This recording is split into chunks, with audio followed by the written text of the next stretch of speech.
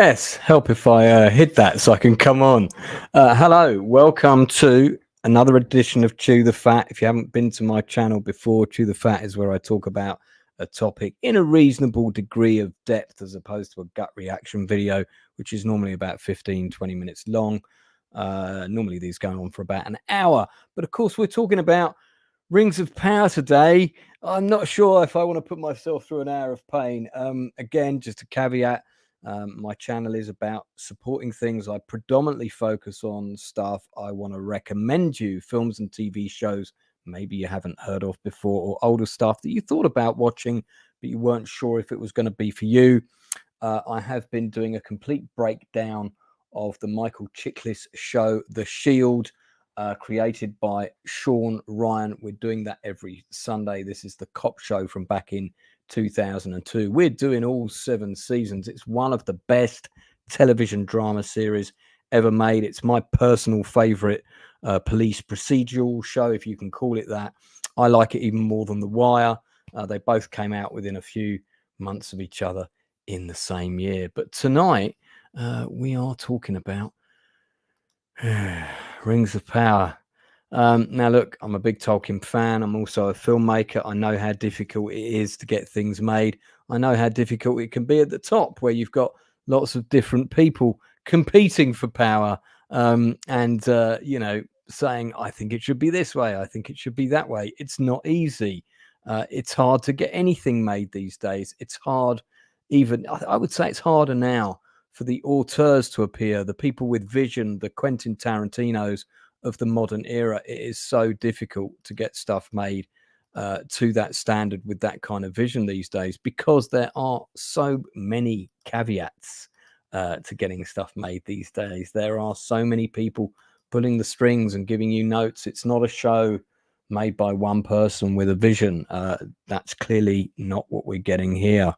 I will say from the outset, there are some things I like about this show. I like some of the actors, not the script, not the dialogue that they've been given, but Sam Hazeldine, for example, on the left here, I think is doing a very good job stepping into the role of Adar for this season.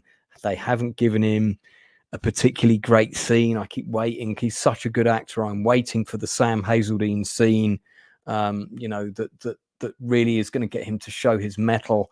But he's just not being given that scene. I don't know why that is. But one of the things I really want to talk about today is the importance of staging and setting up a battle scene. I've worked as a second unit director on productions and in 2 action units, actually. One for Planet Invasion Earth, and the other one was for 2 aborted film projects, Paratrooper and Pegasus Bridge, for which I directed all of the action on those movies. If you've been on my channel before, I've shown some footage of some of that stuff, and hey, I may well even pop a bit of it on today. If you're coming onto the channel and you're one of the new people that subbed as a result of me being on Open Bar tonight, and you're not the person that told me to fuck off in the chat, then you're very welcome to be here. I really appreciate the sub. I appreciate the commitment. There's a huge amount of choice of stuff for you to watch on YouTube. And why should you give my small channel your time? I'll say it again, and I really do need to say this more often at the beginning and at the end of every stream. If you are a fellow creative, an independent creative, you are someone who's about to open a play in a city, you haven't got a lot of PR, if you're about to launch a comic book on Kickstarter or a similar platform, or a board game that you've designed, or similar, or you've got a small film, you've got a short film opening at a certain film festival, it's a ticketed festival, no one's coming to see your film. If it's a project I think is interesting, if I think it's got merit, I can see you're passionate and you've put energy into this project, reach out to me. I will always try and support fellow independent creatives. Okay, that is what the channel is about. I'm glad I remembered to say that when I was on Open Bar tonight, because I've been on Open Bar before and I don't think I've ever actually said that specifically about my channel, but that is the entire reason that I created it. You can also reach out to me via Twitter. I'm under Lance Nielsen, capital W, capital D, which stands for Lance Nielsen, writer director. Nielsen is spelt the Danish way. John Stevenson the fifth, who's driving and listening. I think I saw you in the chat tonight, and you said you subscribed. That's very kind. The seventh Hokage, also new. I may have to check out this series. Check out The Shield. I'm not recommending Rings of Power. The Proctor File. That's a very interesting name. Of course, you sold the channel very well. Thank you very much. You will see that in the interviews that I've done, I've interviewed like cast members from Wrath of Khan and stuff like that, and also 3 of the biggest stunt coordinators in the world. But I've also interviewed actors that are just starting out. I've also interviewed people that are directing a little play in London somewhere. And I don't care where you are in the world, if you're doing something creative and it's interesting, I will support you if I can. You know, even if I just give you a plug on another stream, or but if I can get you on for an interview for half an hour or an hour, and I think there's something interesting to say about the project you're working on or the team that you're working with, let's talk about it, because industry interviews are the meat of my channel. That is the thrust of what the channel is about. Oh, Gord, come on, man, because I would quite happily have a co-host on this stream tonight, as I want to, or Atom, if you want to come on. I don't know if you've seen episode 7, but it would be great to have one of you guys to come on to talk to me about this episode. But I'm going to get into I am going to talk about the Rings of Power episode in just a moment. You can tell I'm not in a massive rush to do this. And again, I just want to caveat it that I'm as a channel generally, you know, there are lots of great people out there who are great with the criticism and do the videos about shows like The Acolyte and stuff like that. And I did do a breakdown of that incidentally each week because I actually wanted it to be good. But I do tend to focus on recommending you stuff that you might not have heard of that is worth your time. And of course, everybody likes different things, so you're not going to like everything I recommend. But you know, if I recommend something, I think it's good. I like good quality writing, good quality acting, good quality directing, good quality stories. If they get those things right, the visual effects can be average, because those are the most important things. So good to see several regulars in the chat. And we've got Beyond Real Talk, who's a good friend of mine, Andre, who also interviews people from the industry. He's just interviewed my friend Wil Johnson, who's also been on my channel, who was in House of the Dragon season 1. He got his head lopped off at the end of season 1. There is an interview with Wil Johnson from House of the Dragon on my channel. Go to the industry interviews list and you will find it there.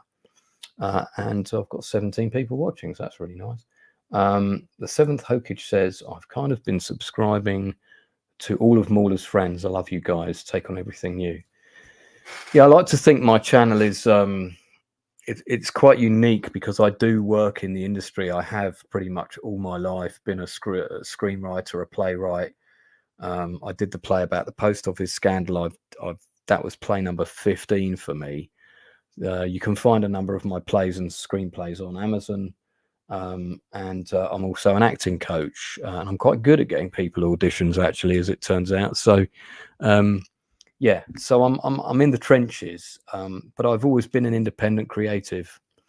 So Aaron says, I was stalking you on Google. When is Paratrooper out? So Paratrooper is a World War II European band of brothers. That's what Paratrooper is. It's a 12-part drama series. Each story follows a different character, a true person, a real person, who was in the airborne forces in World War II. It focuses on Polish stories, Canadian stories, British stories. There's also actually a there's a German episode, in fact. We pitched it to Netflix and Amazon, and I can I can show you a little bit of the pitch package. This is supposed to be talking about Rings of Power. We will talk about Rings of Power in a second. I can show you a bit of it. So all of the stuff that you see here, I directed, I staged. So this is a pitch trailer for Paratrooper, which is about the pilot episode is about the first black paratrooper in the British Army who dropped into Normandy on D-Day. And this was part of the whole pitch deck that went to Amazon. So we filmed all of this. So I had these tanks come down for the day, and I had to shoot quite a complex battle sequence for this trailer. I also went to Holland to film part of this, as you'll see in a minute. So these are all real blank firing weapons used for that sequence. I'm showing this for a reason, by the way. This is connected to what we're going to be talking about.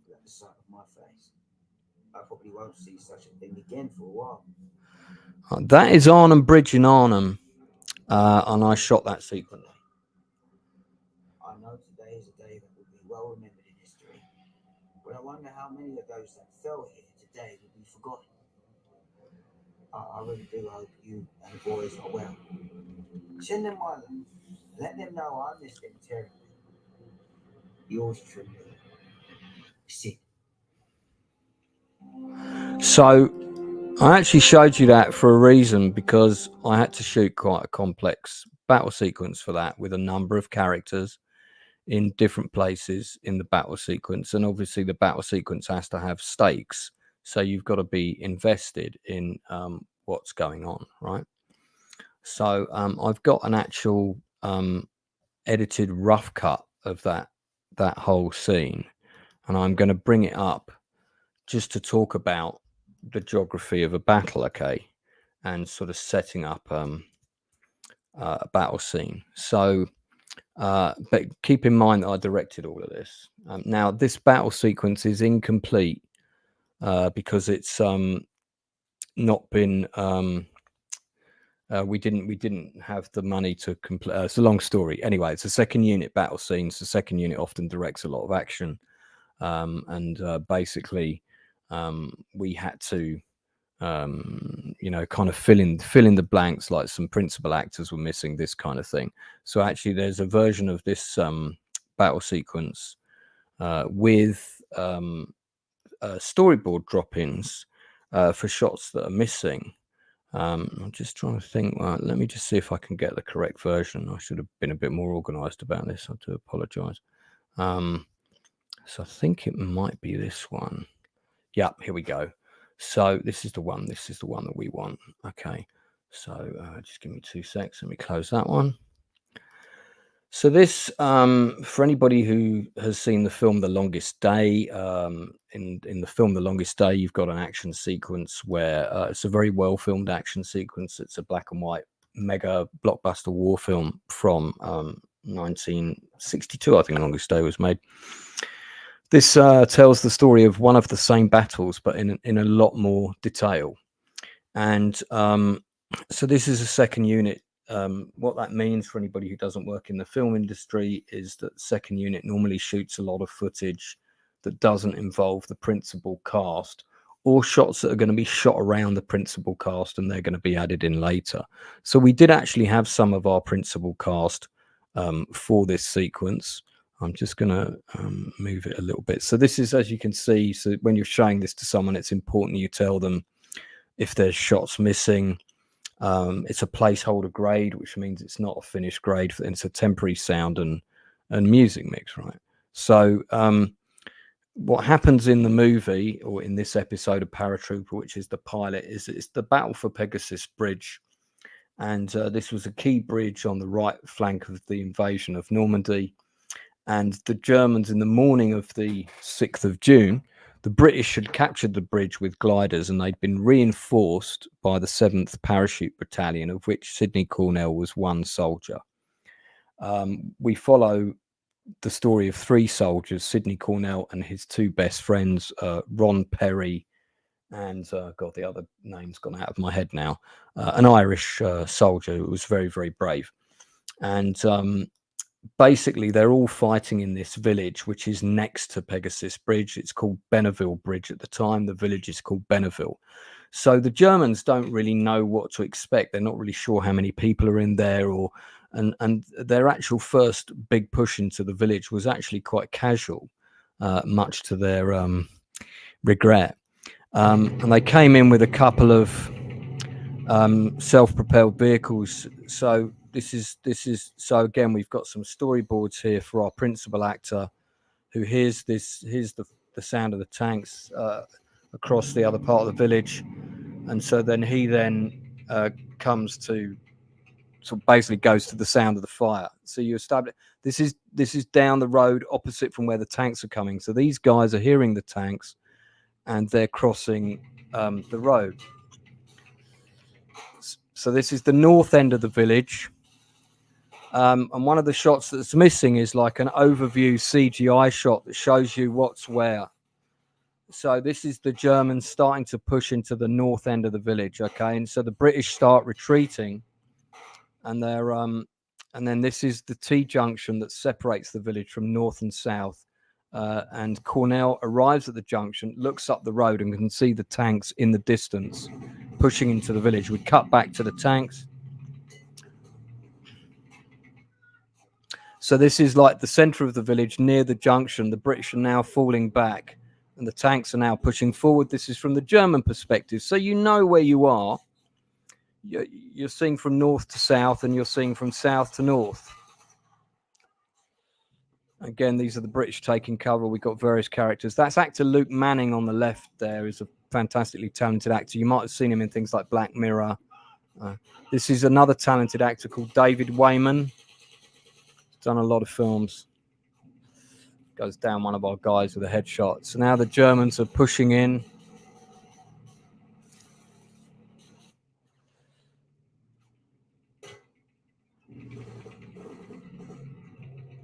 There's quite a lot of effects have been added here. There's a few bits missing, but you've got most of it in place. So again, for anybody just tuning in and watching this, I directed all of this. This is my work, okay? So I'm not going to get any copyright flags because this is mine. That's Alex. Oh God, Wadham. Alex Wadham, who just came in and did the lines of dialogue there. And you're going to see another actor coming up called Alex Rees, who's incredibly talented. Right, so there's a sequence missing here. This shot of Cornell is taken on a different day. That's what's called a placeholder shot.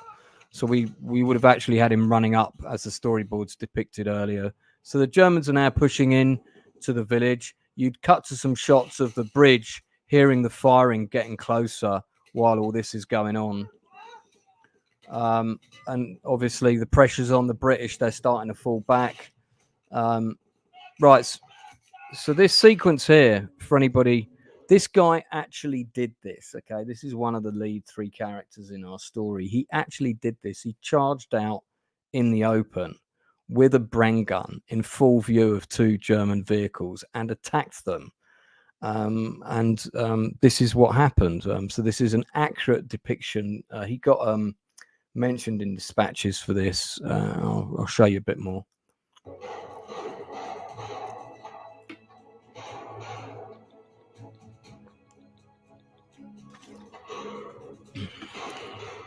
Again, that's a real Bren gun. Those are real rounds, blank firing rounds, of course, but it's, you know, real ammunition discharging and all that kind of thing. This is a temporary soundtrack. It wouldn't be the actual one.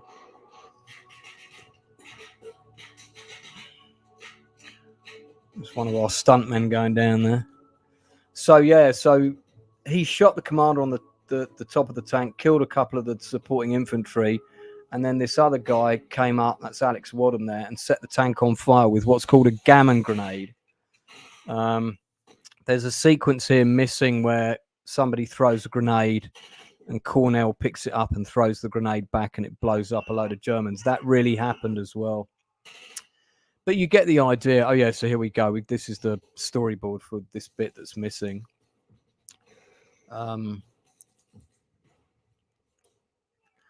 Obviously, feel free to chip in the chat if you want.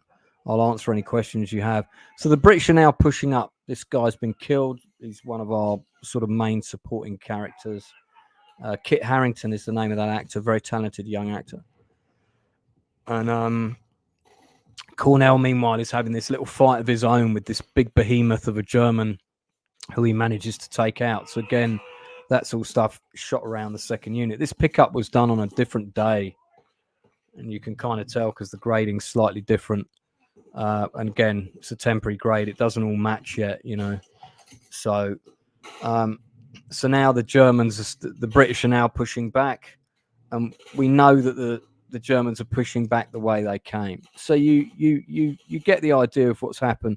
What's missing here are the shots that intercut to the bridge and so on. Yeah, so this was pitched to Netflix and Amazon as a TV show. I'm just going to show you.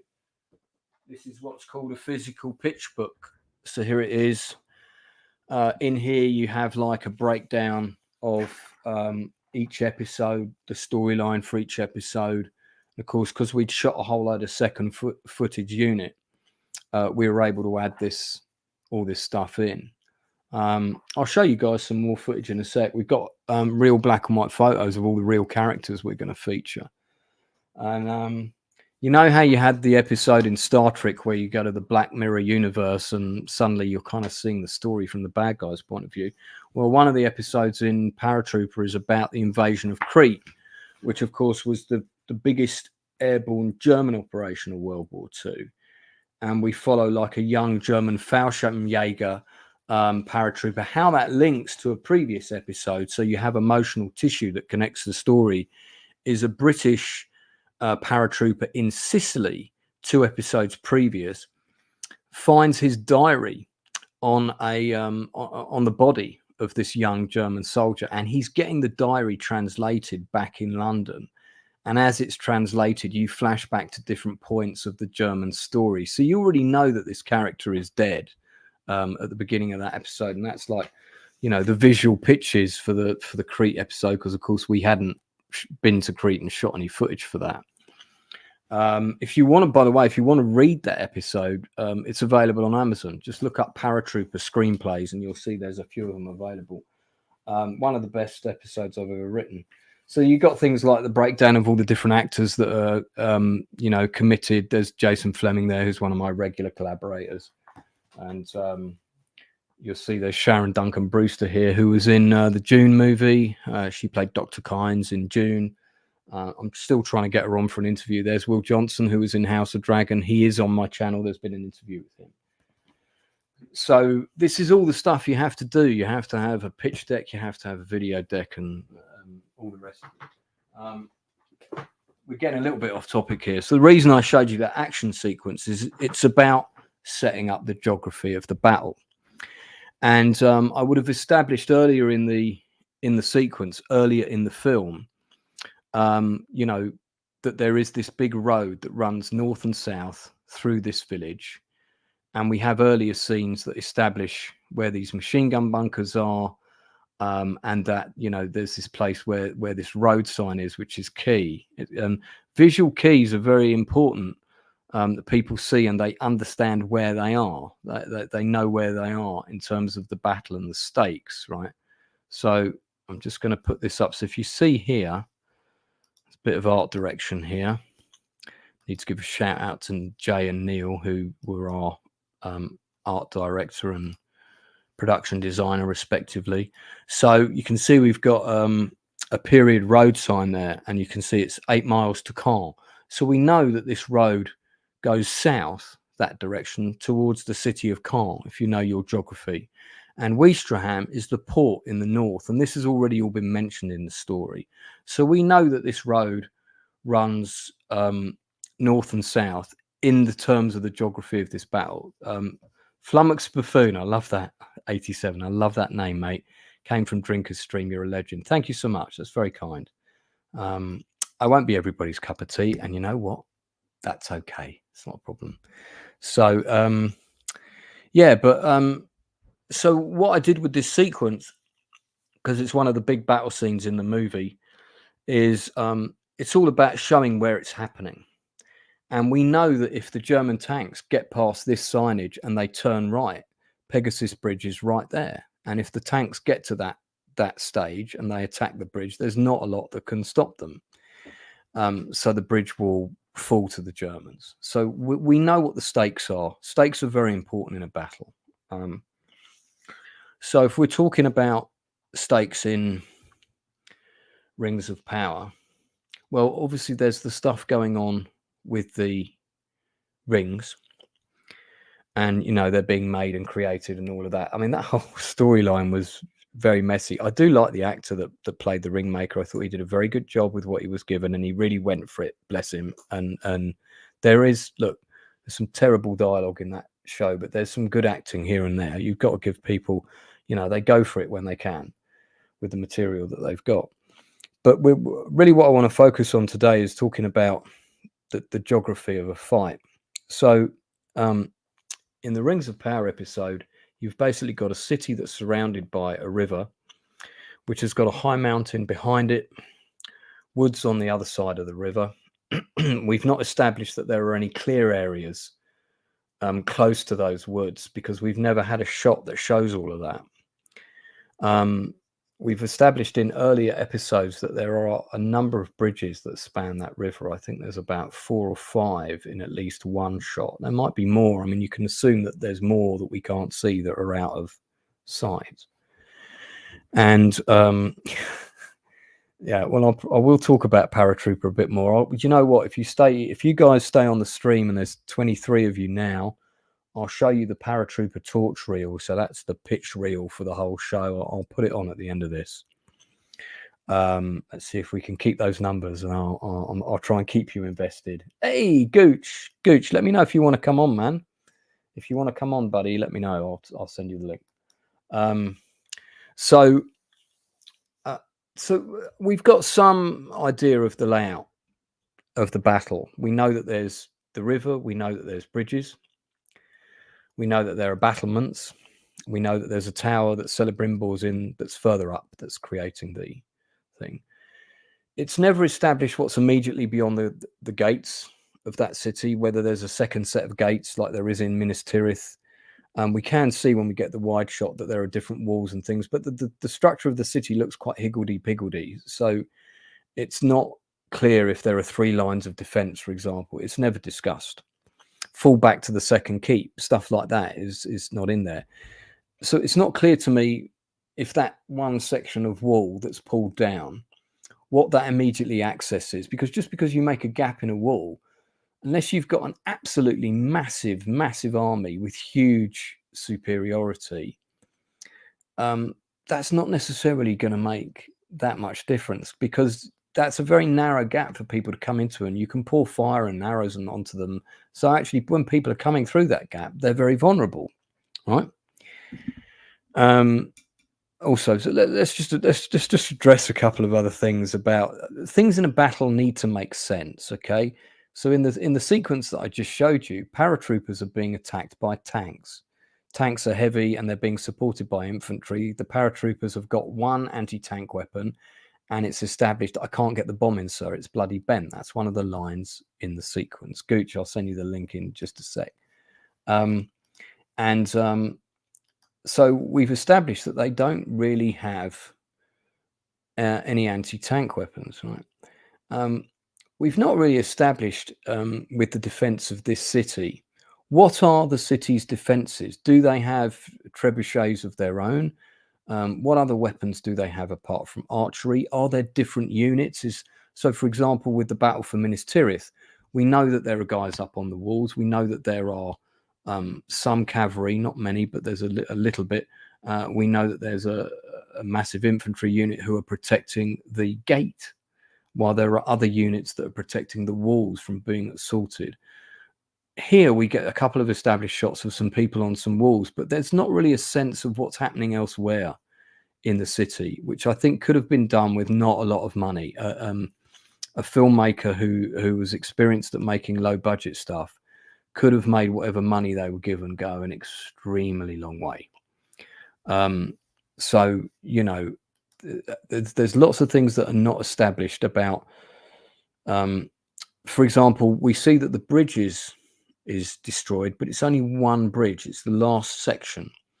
But in previous things, we know that orcs have like put, they brought like wooden ramps and wooden things that they slam down on top of these gates, like we've seen in the trilogy. And I'm aware, of course, that trilogy is set way after this. But we have seen that orcs can be quite inventive. They can be quite they can be hang on, sorry, I just want to reply to this message. I'm just going to tell somebody I'm live because they probably don't know. Hi, sorry, live on my channel. We'll definitely get back to you. Right, so we know that the orcs have a lot of these different weapons. Here, they just sort of, there's none of this kind of inventiveness. They've got something for pulling out walls. Okay, they've got some trebuchets, which have an incredibly long range. I mean, very long range, silly long range. They're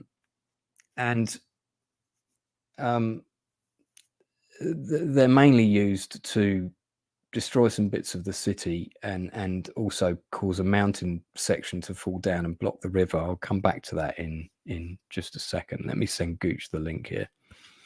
Not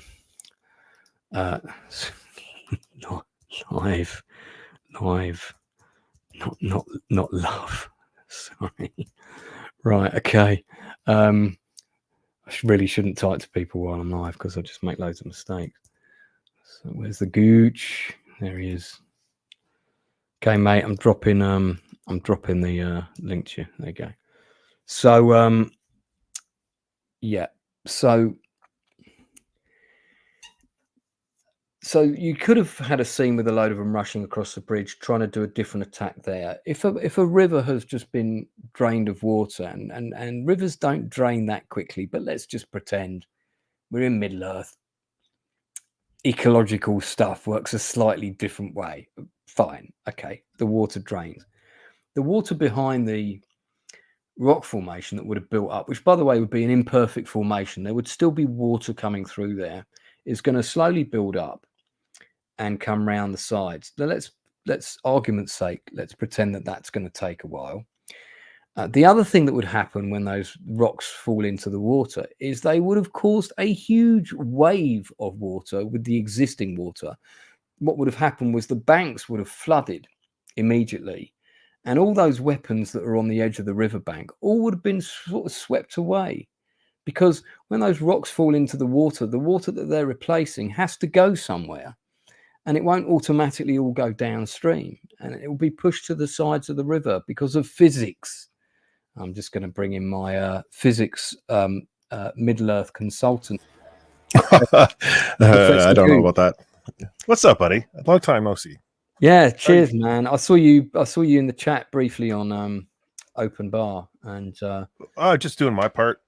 I had a very passionate moment where I got a bit carried away talking about, why independent filmmakers should be supported and why Amazon and Netflix and people like that should be doing that.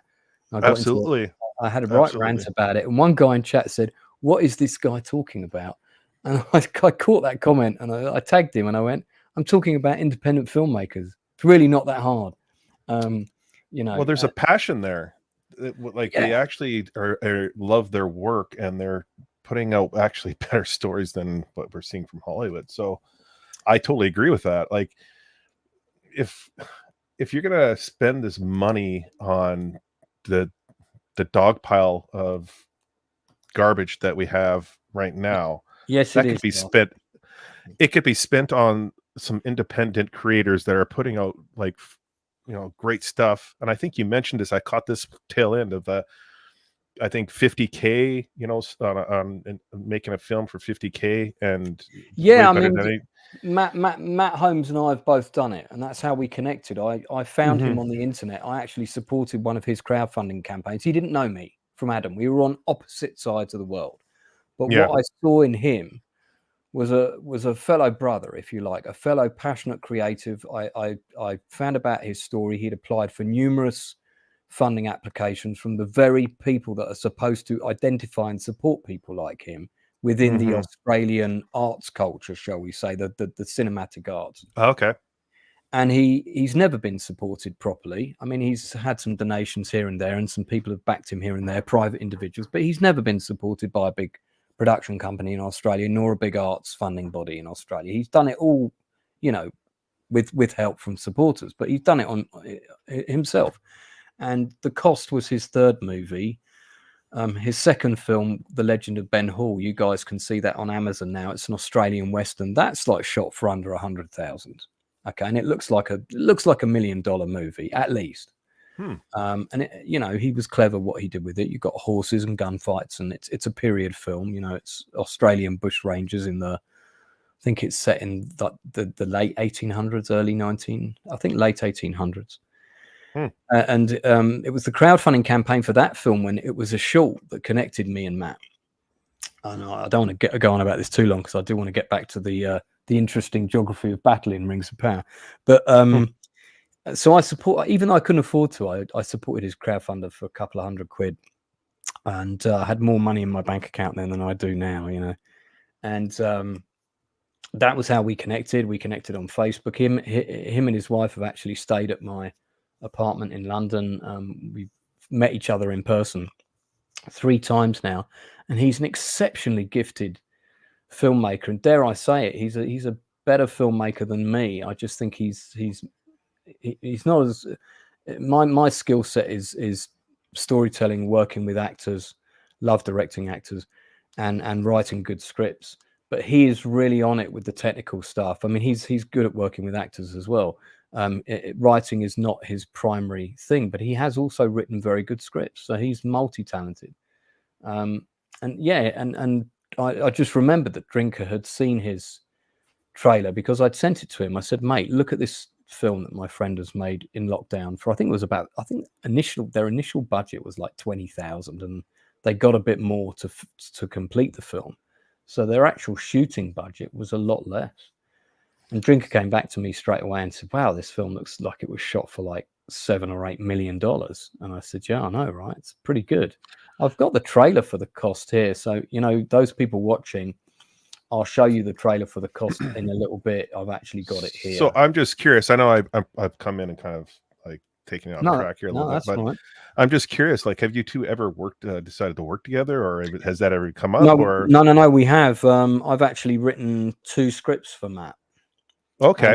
And I was also the first person to read the script for The Cost, and I gave him script notes. I've got a credit on it, I think.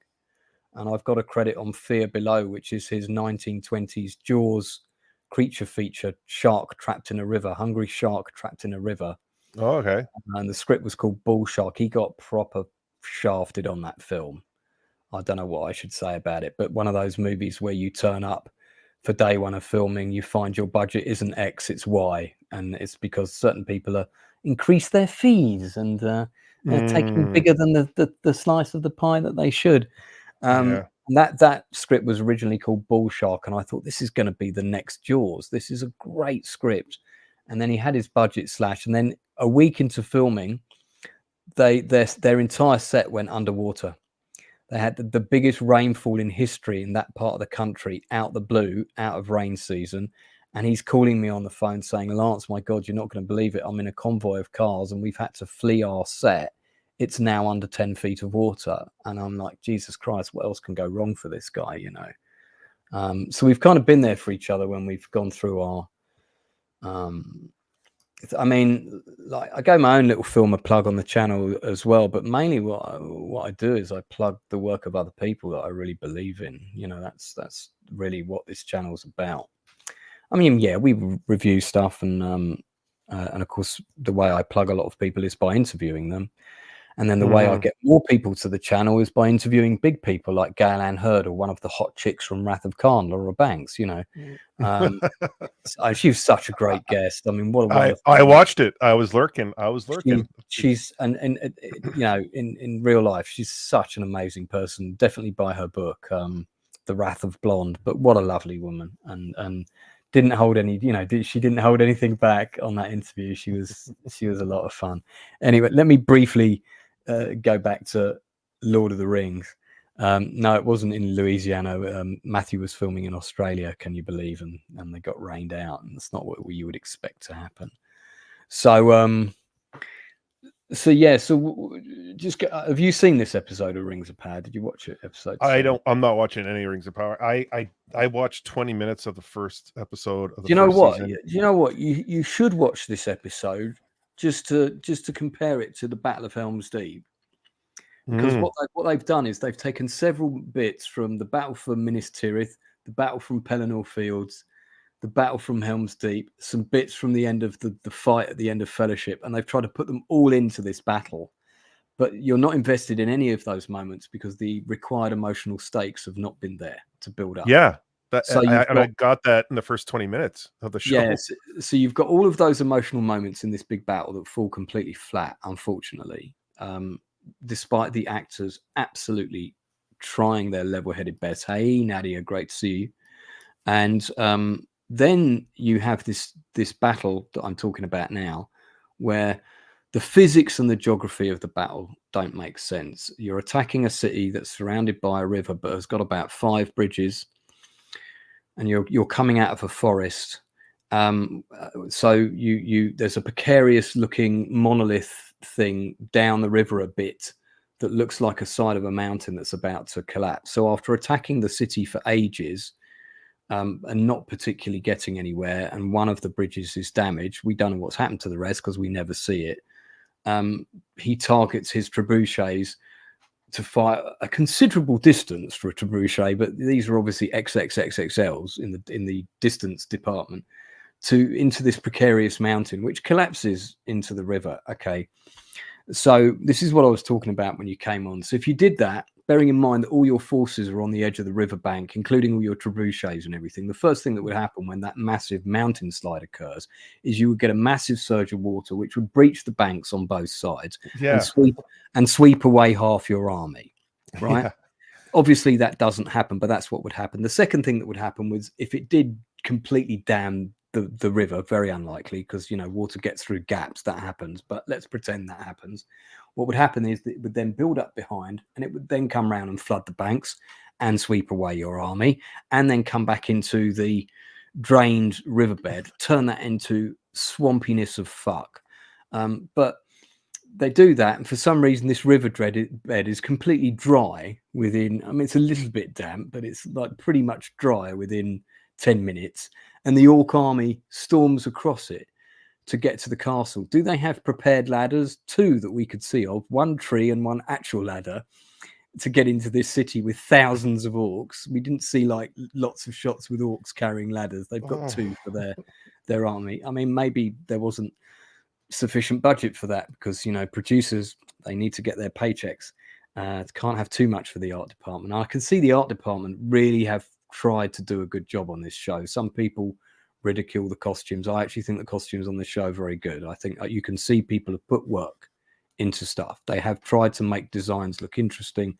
They've tried to make them look believable without, too much ridiculousness and faff. And they've tried to make everybody look a bit different. I like what they've done with the visual look of the thing. So let's pretend that all of the nonsense with the avalanche and stuff is all, but in the world of Middle-earth, it all physically works and it's magic water. It can't get past rocks, so it all just stays there, which is what happens. So the next thing is your armies are storming across what only 10 minutes ago was a riverbed. Well, the bottom of riverbeds consists of several feet of what's called silt. And silt is basically like sand, except that it's like glue. And if you go storming across that, you just get stuck in it. You would sink, especially if you're wearing armor and carrying weapons. Fighting in that would be like fighting at the Battle of Agincourt in the mud, which is why the French got decimated. So it would take those orcs ages, first of all, to get across that riverbed.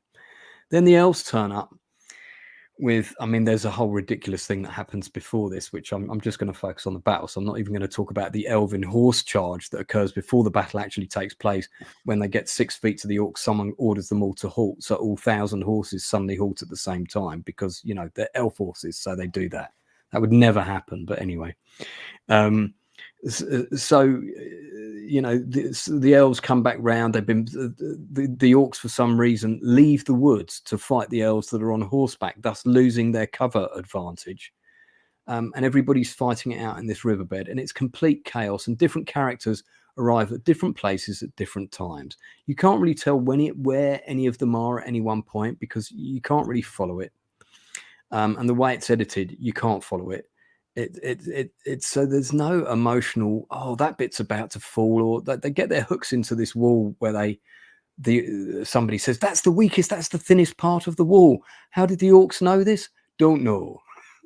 Maybe they got the architectural plans from the office in Minas Tirith with an agent. Who is directing this? Like, that's what Charlotte, that baffles. Charlotte Brandstorm, this requires a really good action director. I'll give you an example. Okay, so one of the people that I've interviewed on my channel is Neil Marshall, who directed Dog Soldiers. He's directed episodes of Game of Thrones, and he did the Battle of Blackwater Bay. That was the first episode he directed.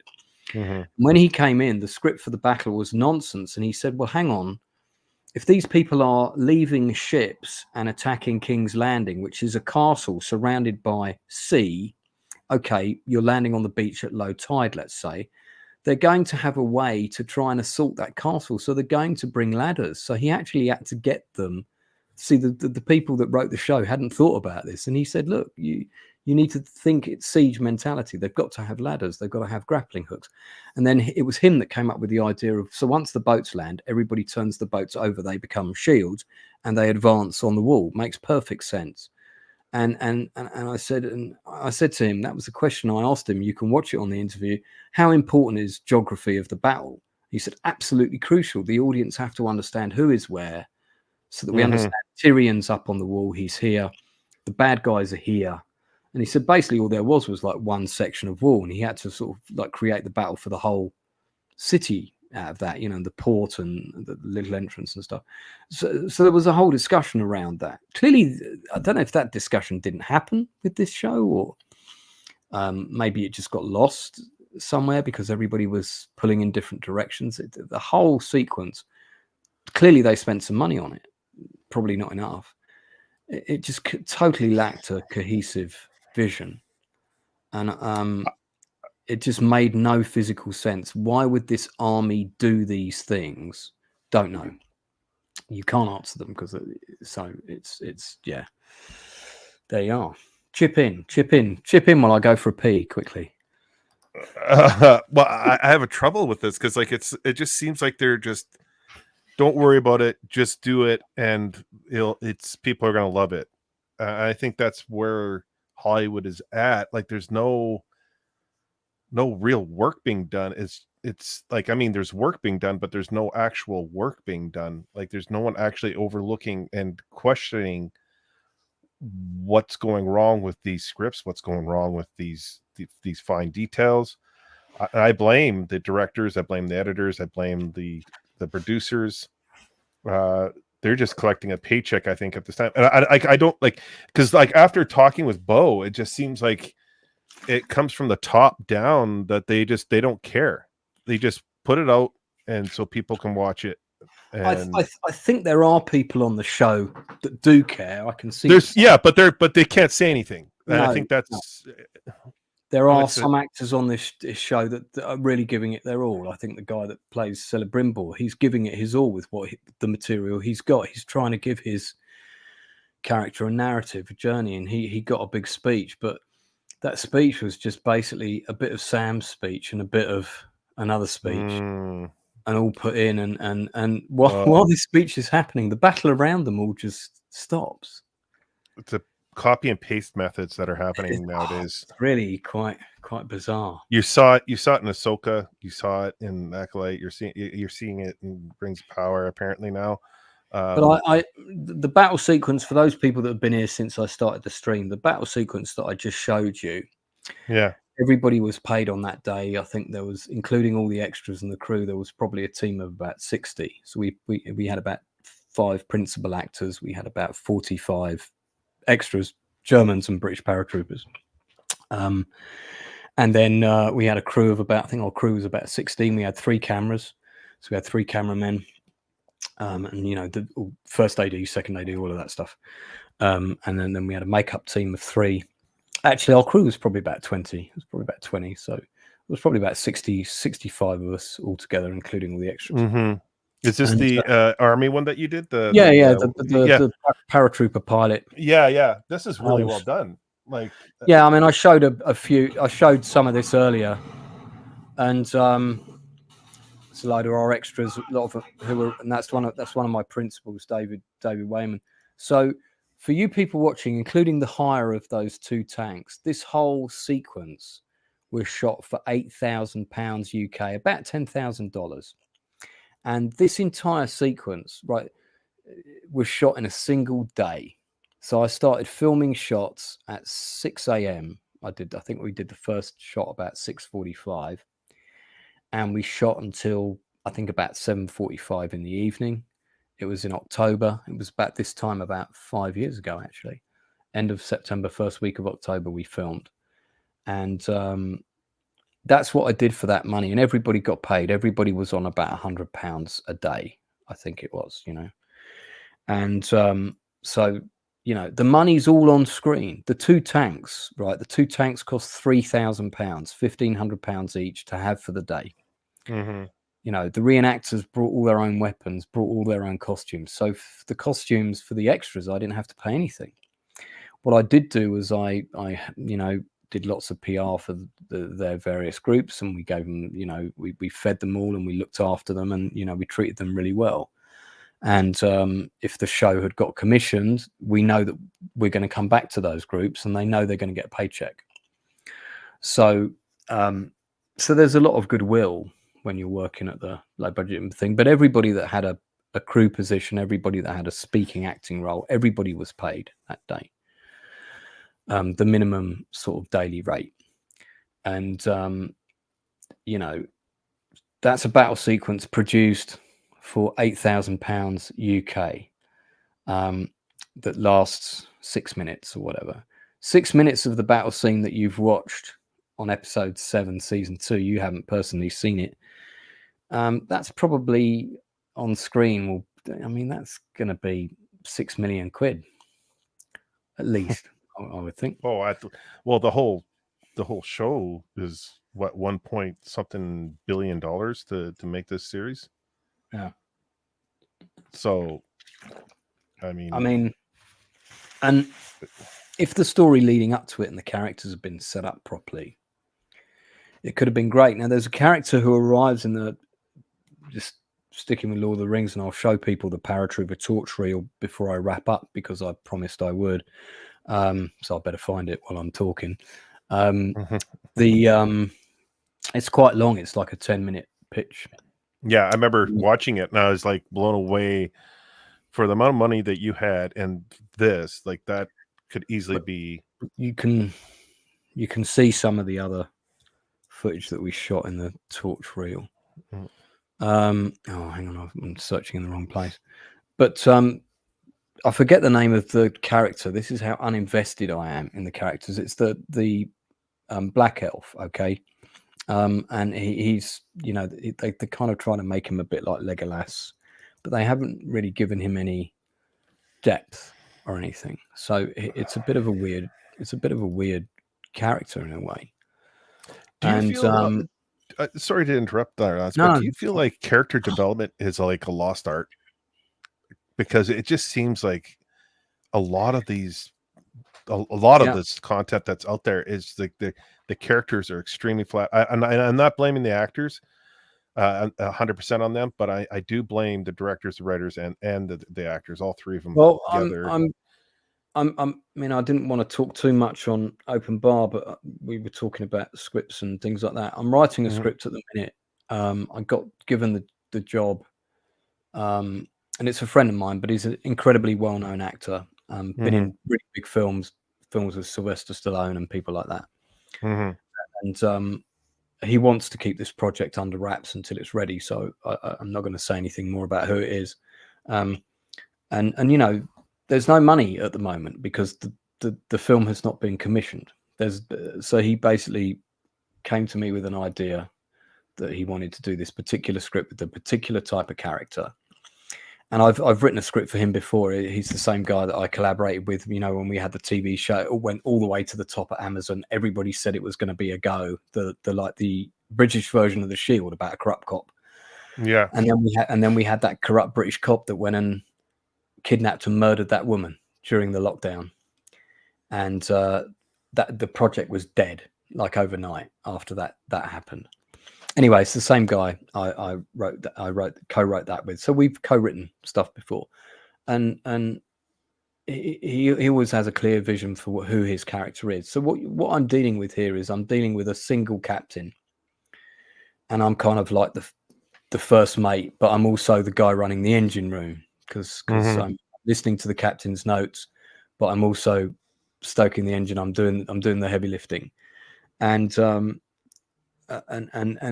what we did was we worked up a 2-page what's called a treatment for this story. It's a revenge thriller. Again, I don't want to say too much about it. It's about a guy whose son gets murdered in a double cross. Yeah, and it's a revenge thriller, you know, and it's a fairly common trope story, but we've done a number of things to put a spin on it. So I sent him the first 33 pages in what you would traditionally call the first act, and a screenplay that's between 90 pages to 120 pages, which translates to between 90 minutes and 2 hours of screen time, a minute per page. Normally breaks down into 3 acts, whereas an hour's worth of television or a 45-minute episode of TV breaks down into 5 traditional acts. And I've written a fair bit of the screenplay, but he really wanted to get the first 30 pages solidified. So as soon as we'd done the treatment, which is a 2-page breakdown of the entire movie, broad strokes, I went away and I wrote the thing. And all the way through it, there was a collaborative process of me dropping him voice notes saying, I think this character should do this. And he'd be like, yeah, great idea. And in my head, I'd quite like my character to do this or say this. And if I disagreed with him, we have the relationship where I can disagree. Well, I've got to have a reason. I can't just disagree for the sake of it. And you know, and if he doesn't like an idea of mine, he'll say so. And it's a real collaborative thing. But we get on very well. So this is how it should work. And as soon as I'd had enough, I'd run everything by him, and I felt I knew the character he wanted. And we kind of knew the basic building blocks of the first 30 minutes of the movie. I went away and I wrote it. And I've just sent it to him day before yesterday, and he came back to me and he said, this is brilliant. This is fantastic. I can hear everything. You're so economical with the dialogue. And it's just about applying 2 principles, right, to every line of dialogue in a script. Every line of dialogue tells you 1 or 2 things. It either tells you something more about the story, i.e. I've just come from the kingdom of Ulnar, and I've got a message for Prince Thorg. So we know this guy's come from this kingdom, and we know he's got a message for this prince. And the character he's talking to says, well, I'll take it. No, I must deliver it myself. And that tells you this guy's quite proud. He's also quite professional. So and that line also tells you something about the other guy, like he wants to be the person to bring the message. Yes. Prince. So I'm just making this up in my head for the benefit of No. I'm with you. I'm like on this wavelength. I'm digging this. It's the same thing. So in those first 30 pages, what we've done is we've established his background. We've established what kind of person he is. We've established the stakes of the movie. He's lost his son. Someone's murdered his son. There's other things going on. I don't want to elaborate anymore on the project. We've established his humanity. We've established his vulnerability. We've established 3 secondary characters, and we've established the stakes. We've also, with flashbacks, we've established what's happened to him in the past. So the whole first 30 pages is set up, and there's also some action in there as well. There's a little bit of action just to, so it's not all talky. Bit of a flashback to an action scene, and then there's also a murder scene and stuff like this. So that first 30 pages sets up the whole rest of the movie. And then the second third are all the scenes that take that further, that show him going up against adversity, trying to find what he's got to do, etc., etc. And then the last third is, you know, the big action conclusion, but then there's a twist, and then there's a bit more, and so on and so on and so on, and bringing things and maybe setting up a bit of a sequel. So we're quite clever with it. Yeah, it's a powerful character. Well, it sounds like you guys actually like, and this is hard to do for a lot of people these days, but you checked your egos at the door and you're doing what's best for the script, which is it's all about the number one rule when you're writing a book, whatever it might be, is you know, story is king. Story is king, and story should absolutely take precedent at all times. That's always really the number one golden rule. Story is king, and if somebody said that in the writer's room at the Acolyte, then I'd be surprised if somebody stood up and said, "What about the story?" I don't know if you caught the Beau. I don't know if you caught the Beau DeMayo interview we had. That's the guy that came on your channel. He worked on something. X-Men '97. X-Men '97. He got fired by Disney. I caught about 20 minutes of it. It was on very late.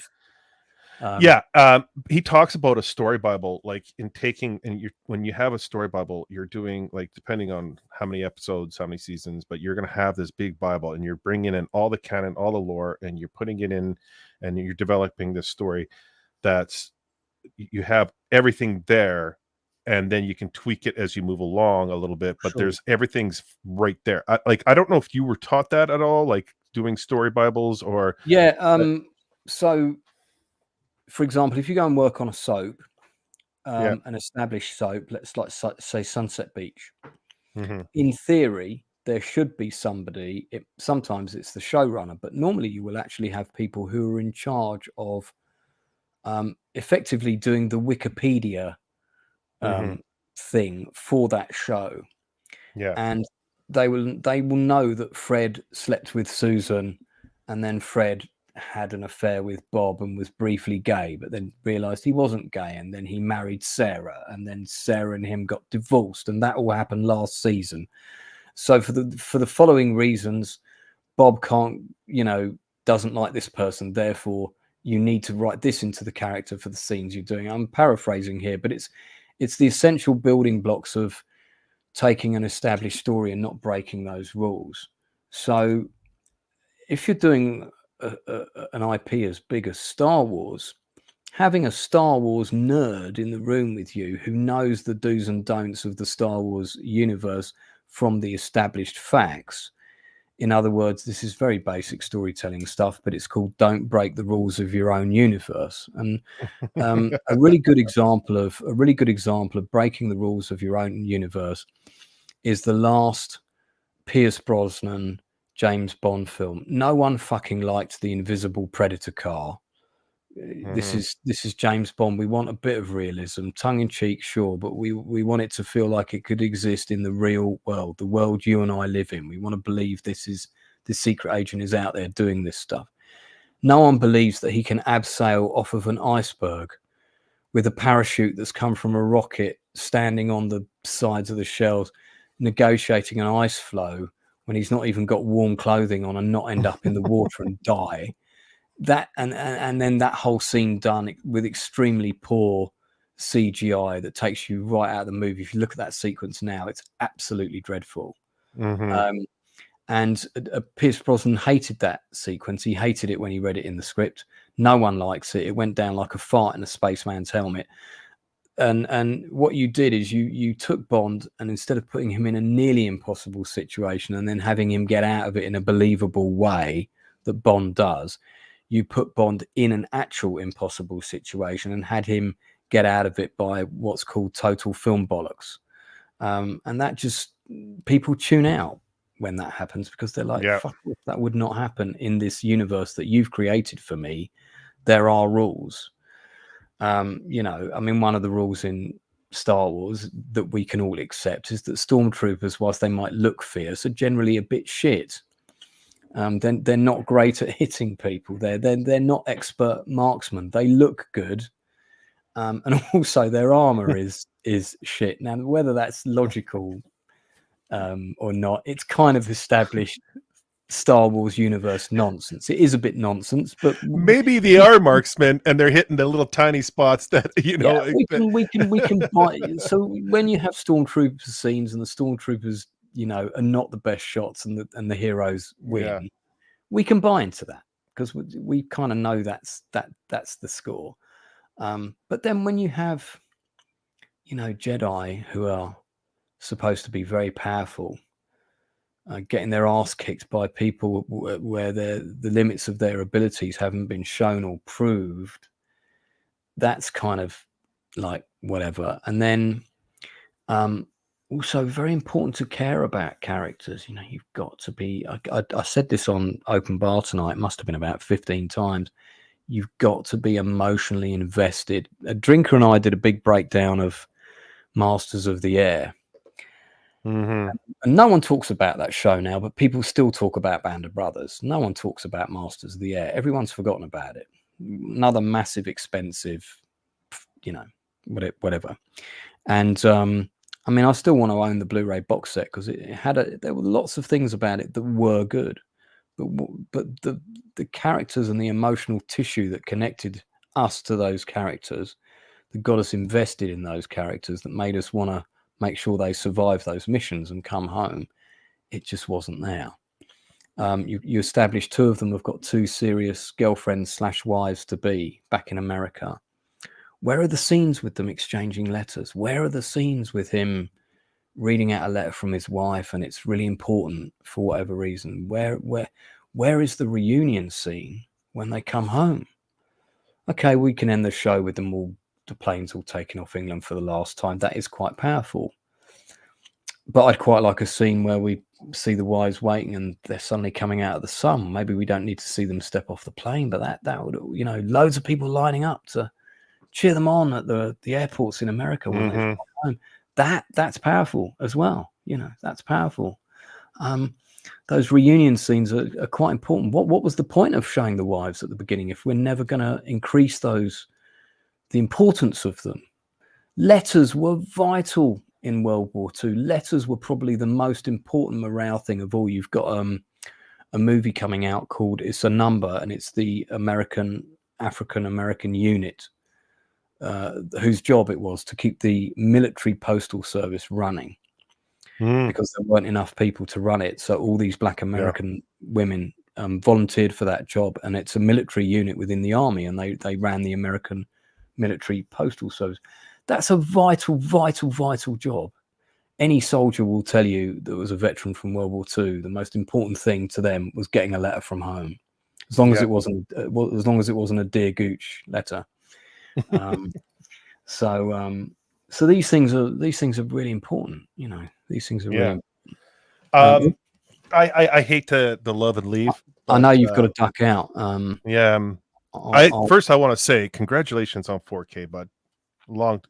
Thanks, man. You should be at 10K. I'm really happy for you. My channel is less about kind of editing long videos and critiquing stuff, and it's not that I don't want to do that. It's just that I'm trying to deliver 2 books by Christmas. I'm trying to write 2 scripts. I love doing YouTube and I like supporting creatives. So really it's about getting those creatives on, using the big ones to draw in people for the smaller people. So that it all, and eventually that's where we'll get. And I'll be able, the bigger I get, the more support I'll be able to give them. And well, dude, you're always welcome on my channel, that, and I'm just I'm really thankful and blessed to have you as a friend, dude. And you can always hit me up. And congratulations, dude, you deserve it. 4K for the benefit of those people watching as well. I went through really difficult divorce coming out of lockdown, and not caused by lockdown, by the way. And I got fucked over on a really important movie. And one of the people that was there for me at the end of the phone when I needed him was this man. So Gooch was there for me on more than one occasion when I was pretty upset. And I was like, Gooch, are you up? Yeah. He's like, yeah. And I'm like, threw the bat signal up. Yeah. I'll always be there for you, brother. You know that. I'm always there for you. So this dude has jumped on calls with me. Everybody, I mean, you know, men, we're not supposed to talk about our feelings and show that we're vulnerable and stuff. No one goes through a divorce and doesn't feel shit. Yeah. No one gets married to get divorced. You know, I mean, that's not the outcome you want. And to lose not only the most important person in my life, but also the most important film project that I was doing to date, some of which you guys are going to see in a sec. You know, that double whammy was pretty fucking devastating. It was terrible. But well, my goal is to come out there and visit you, brother, and we'll have a good time. We'll have a good time out in the pubs. And I've actually just gone over 4,200. So there you go, bro. Wow, and I'll promote it tonight on my show again. Appreciate that. And but you know, I wish I could stay longer. I got things I got to do. Maybe we can get together this weekend and do something. Yeah. But you take care, bro, and you know where to find me. Everyone, be Gucci. Take care, guys. If you haven't subscribed to Gooch, please. It's Diabolical Souls is the channel. Do check it out. Thanks, brother. Get hold of him. Diabolical Souls on Twitter. Take care, bro. Dude. Speak soon. So Gooch he's got to prepare his own live stream. I'll just come to some comments in the chat before I show this. So anyone who's come on late, I've kind of done my geography of the battle stuff. I mean, I could talk about loads more things about Lord of the Rings that doesn't make any sense, like the cavalry charge earlier in the film. Yes, okay, elves have got really good hearing. We can even say that elvish horses are trained to respond to the call and the horn of their riders instantaneously. But if you've got 1,000 horses charging across a very broad front, that makes a lot of noise when those hooves are stomping across that earth. And I'm telling you now that's not everybody's going to hear that command. And it was a verbal command, by the way, from one guy in the middle of 1,000 people. So how are those horses all going to stop 6 feet away from the enemy at exactly the same time? In any fantasy world in the universe, unless it's a wizard wand command that commands all horses to stop instantaneously, that is not going to happen in that reality. So what you're doing is you're taking me out of the believability of that battle and making me think how unrealistic it is, instead of me being invested in the stakes, which you still haven't created properly. So yeah, it's just not a good thing. So I talked earlier about pitching this European Band of Brothers thing to Netflix. We've done a huge amount of work for it. We were at the 75th anniversary for D-Day. We shot all of the footage. I've got all of the parachute jump footage, not just for the pilot, but for the entire show. So I don't even need to set up that drop for Bridge Too Far. Cost £3 million. I've already got it all in the can. I've already filmed the biggest drop since D-Day that's happened, or since the end of the war. I filmed the biggest drop since the end of the war with the correct period craft and people in the correct uniform. So I know there's a few new people here tonight, so I just want to acknowledge you and really do appreciate you coming in. Nadia, if you're still watching, I appreciate you coming in earlier. Darth Plato's here, who's been on my channel many times. He's always comparing Lord of the Rings to things that have happened in European history, which is where Tolkien got much of his inspiration from. We've got a Razorhead here. I just had a 3-hour conversation with some friends about how horrible this episode of Rings of Power, with no sense of the battlefield at all. This is, mate, exactly what I'm talking about, buddy. And these things are not hard to do. They're not hard to do, you know. You actually set up a table with a big map on it, and you put where the characters are at different times, and you storyboard it as well. But you also have a map.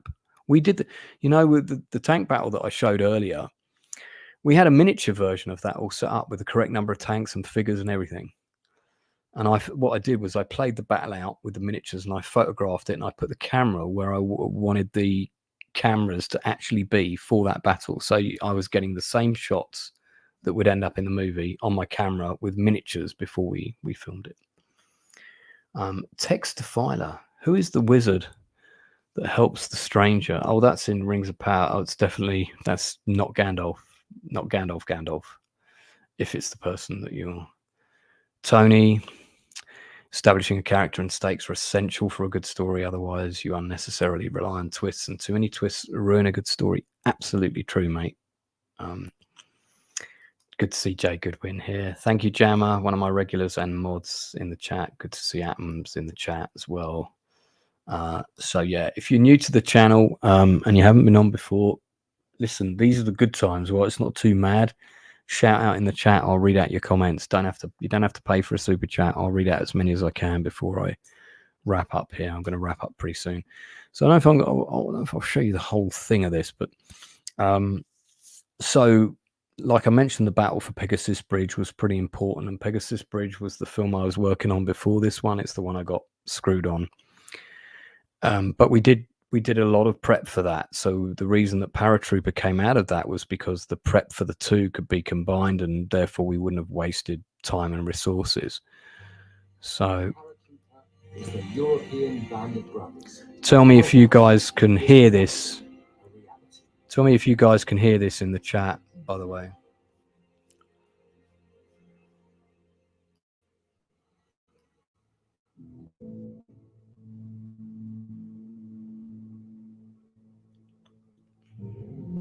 Oh, temporary soundtrack. I'm going to get copyright for this. On D-Day, I can't think of anyone who has a more vital objective. That's Danny Webb talking, who was in Alien 3. He's the last convict to survive. We'll be capturing 2 bridges intact, less than 500 yards apart. That's Simon Pegg's younger brother, smoking the cigarette. We will land at night and hold them until relieved.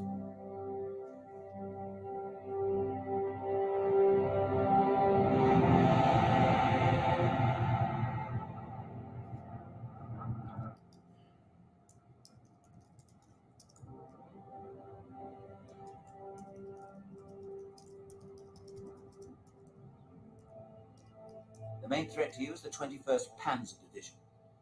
They've taken a beating, but they're an elite unit, well armed, with self-propelled guns, tanks, and plenty of artillery. If they counterattack straight away, you can expect a lot of casualties.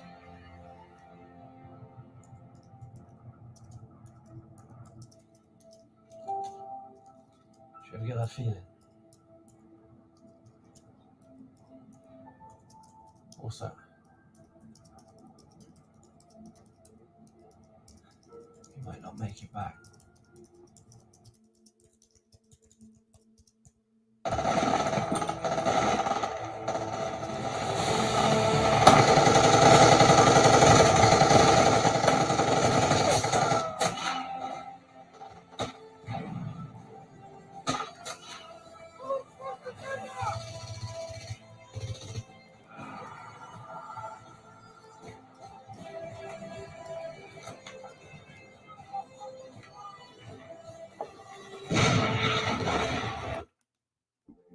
These are places where true heroes fell. Some you may have heard of, but many have been forgotten. Paratrooper is a 12-part television series which will tell their stories. So these locations are all locations that are in the show. Tells the true story of the first black paratrooper in the British Army, Sidney Cornell.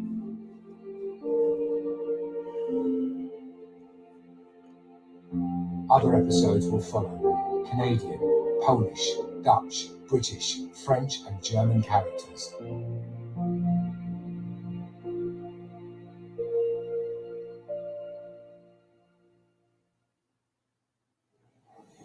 I'm Lance Nielsen. This is the first official video diary of Paratrooper. We're on location. Where are we? It's a secret. Oh, okay. Not yet. And who are you? I'm DJ Garcia. I'm the production manager for Paratrooper. Fantastic. So, yeah, we've been looking at some locations in the UK today. We've also been looking at some locations in France, not also today, and done some pretty interesting stuff, right? Yeah, definitely. I think this location is a good potential for what we want to do. You don't want to stop this project, and we want to flow and keep moving. Definitely not going to stop. At 6:15 to be on set at 6:30, standing by in the dark from light to light. so will everyone else. You're working with 3 cameras today. One of those cameras you're not going to see. It's going to be on the other side of the river. Here's onto this section, please. I want one bring up in every section if possible. We're going to be working very, very fast today. We have a lot of shots to get to. We've only got until 11 o'clock to get them.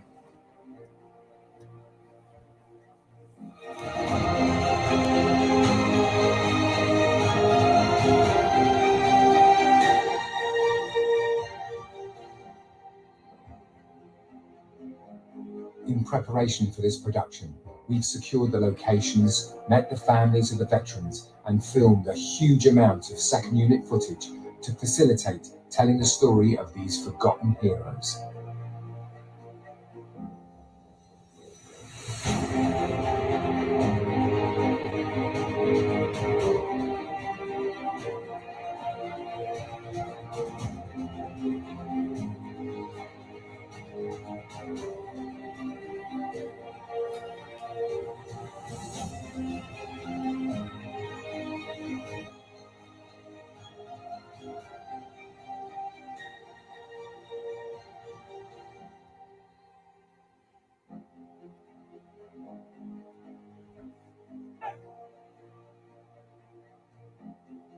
Oh my God! Wow. So this lady is Richard Attenborough's PA from A Bridge Too Far.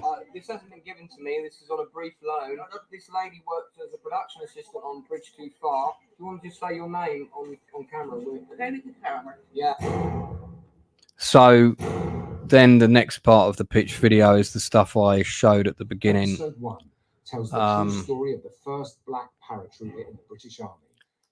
So yeah, I know you'd think someone would fund that story, wouldn't you? But hey, so that is most of the pitch video for Paratrooper. You can see the huge amount of work that we did, including the second unit tank battle that I showed you earlier. And most of this was all done like for peanuts, you know. The only day that everybody got paid was the tank battle day. We went to Holland. All those guys turned up in Holland because we wanted to see what shots were possible for the Battle of Arnhem episode. There are 2 episodes about Arnhem. And because like 40 of them turned up, I could see, okay, we can put the camera here, we can do this, we can do that. These buildings look right. These buildings have to be CGI'd out. You know, we started mapping out what was possible. And most of the time we were filming in Daventer, which is the city that doubled for Arnhem in the film Bridge Too Far. So some of those shots that you see of the bridge there are actually of Daventer Bridge, not Arnhem Bridge, but we were filming it. We went to Arnhem as well. We were filming there too. So yeah, so just to show you guys, I've been in the trenches in the industry quite a while. Full-time writer pretty much since forever. And I've done a lot of theatre, including the play about the post office scandal, which was out 2 years before the TV drama. So so when I talk about the geography of battle, because I've directed a lot of action, I know it needs to make sense, and I know you need to, you know, people need to understand who people are and what's at stake, and this stuff's really important. So I'm going to wrap up shortly. If there's anyone new from the channel, if you want to put a comment in the chat, I will read it out before I go. If there's any questions for me, I'll answer them quickly as well. So super chats are always welcome, but listen, my channel is small at the minute. People are very short of money. Bills are expensive, so don't think you got to put a super chat in. I'll happily read out a comment if, and I know there's about a 2-minute lag, so I'll give it a couple of minutes before I sign off. I'm got a busy day ahead of me tomorrow, so quite a lot going on, and 2 scripts, one of which is definitely going to get made into a movie. I won't be directing that film. I'm just doing the script. So we have congratulations from Barbara Lawrence. Nice comment from here.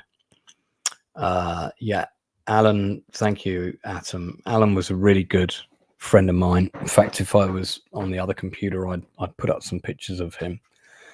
And we'd known each other since the I think since 1989. I think we met, and we met at a games club.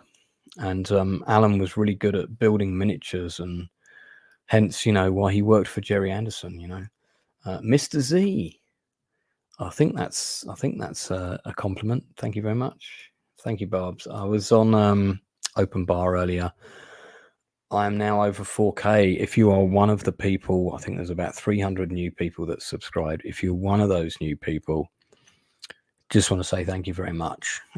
Most of you probably don't know me, haven't seen my content before. I appreciate your sub. I really do. I'm going to say this at the beginning and end of every stream, that if you are a creative, if you're someone who's beavering away with your comic book or your games design or whatever, I mean, you need to be passionate about it. You need to be quite a way into it. Everybody wants to write a book, but there's no point me getting someone on for an interview talking about the book they haven't written yet. But if you're somebody who's about to drop a book on Amazon, for example, which a lot of independent writers are doing now, including myself, I've got several novels on there. There's links for them down below if you want to check them out. Science fiction stuff as well as historical stuff. And if you send me links to look at and I think it's interesting, and I can see you're passionate about what you do, and I can see you're creating something that deserves an audience, I will get you on here. And I have in the past, I've got guest co-hosts to come on with me to interview people, so that person gets more exposure. Critical Drinker came on to interview Laura Banks with me, and listen, Drinker's been on my channel dozens of times.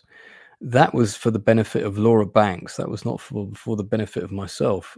I wanted Laura Banks's book to get more exposure, and Drinker could do that for her much better than I could. So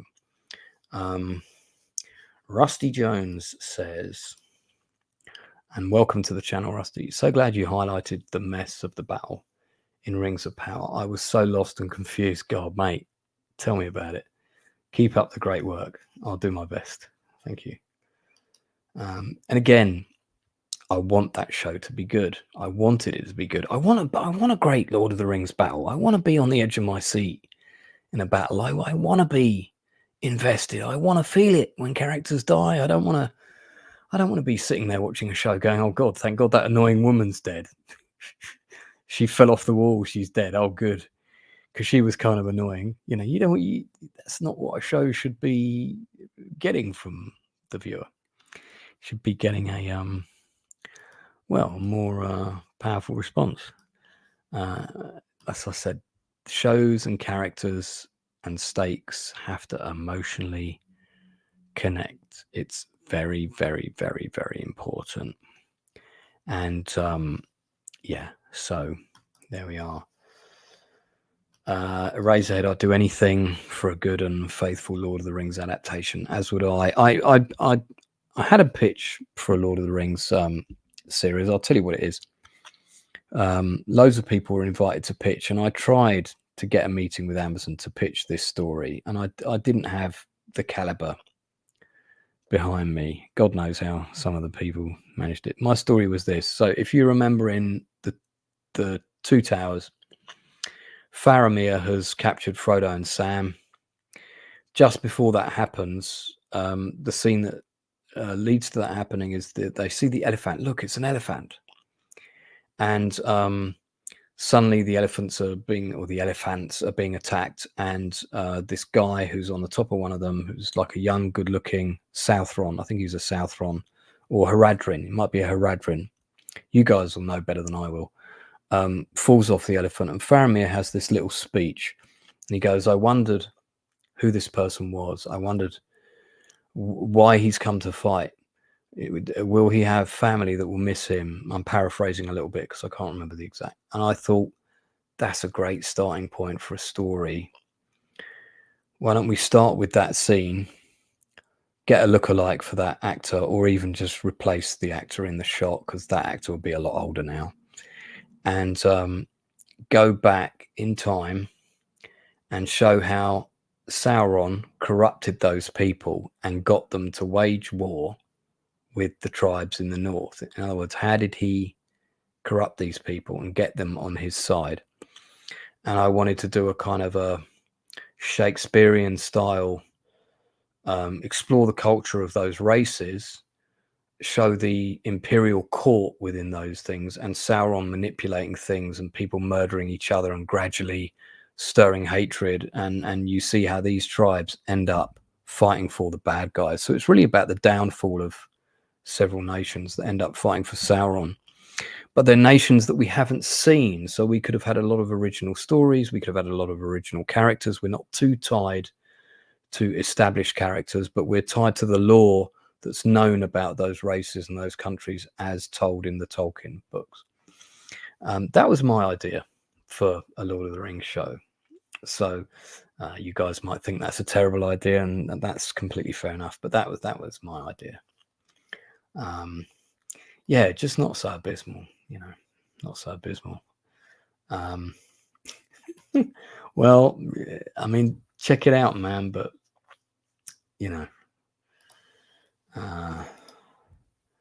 and Razorhead says they could have done that in this show instead of sympathetic. That whole thing with trying to make orcs like regular people just isn't going to work. That's a terrible idea. Somebody suggested that in the writer's room. Let's show an orc with a baby. And various people in that room went, but somebody said, yeah, great. And that person had a lot of power, and that idea ended up. Yeah, Rune and Numenor, certainly. And the stuff that's going on in Numenor is kind of interesting, but it's so truncated that we don't care about any of the people. So anyway, it is 1:30 in the UK, and although I am up every night until 2 a.m. because I'm an acting coach, and a lot of my customers, a lot of my clients are in America, and they often book me and they're 5 hours behind. I am going to sign out now. Honestly, those new people in the chat, it's lovely to see you. I normally do a stream after open bar. At the minute, it's kind of about Rings of Power. I'm going to try and do it about something that's a bit more fun to talk about, something that we like. So my regular chat show is at 10 o'clock UK time, 5 p.m. East Coast on Tuesdays at 10 p.m. So similar time to open bar, but on a Tuesday.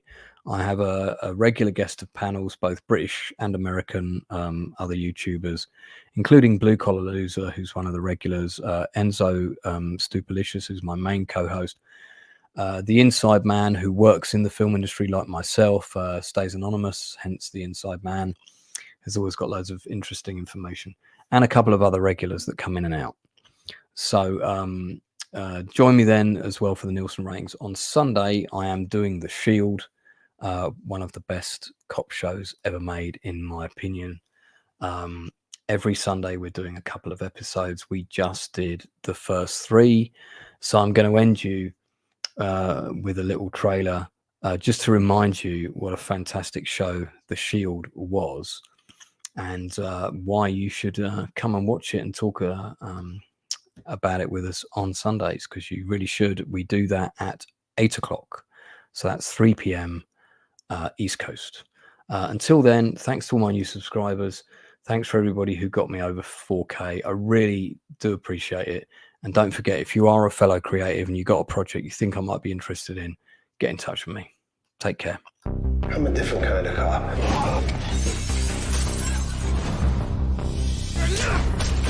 We knock down the doors other cops don't want to. Taking fire from every scumbag in town. They didn't earn it. I don't feel bad about taking it. All about bringing force down on the street. Why don't y'all take a look at what you got going on under your own roof? I never put the money above us. How long you think that's gonna last? I don't want Vic in our lives anymore. You're investigating me? Vic Mackey beats suspects. He deals drugs. And that's just all in one day. I wonder what he's gonna do tomorrow. Everybody down!